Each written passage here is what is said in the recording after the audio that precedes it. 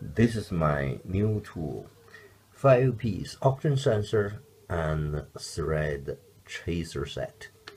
It's at 12 pounds. I think looks good. I have been replacing octane sensor for many years, but haven't bought any of these special tools for octane sensor. And this time, before I do another job for octane sensor and catalytic converter, so I just bought it for 12 pounds from eBay. So you can see the 5-piece and the big one. So you have this one. I think is good for if you want to torque your octane sensor to a specified torque. And this labeled as 22 millimeter. And also this one is labeled as 22 millimeter.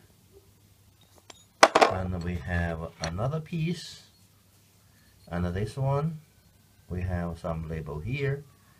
It's saying 22 and also the inch label over there. 7 or 8 inches, 22 millimeter. And this have a different offset, and also you can see the difference. And that's one for 1/2 inch, and that one's for 3 or 8 inches. And this one is also for 3 or 8 inches.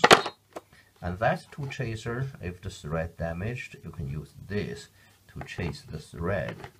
Okay, that's my new tool. Thank you.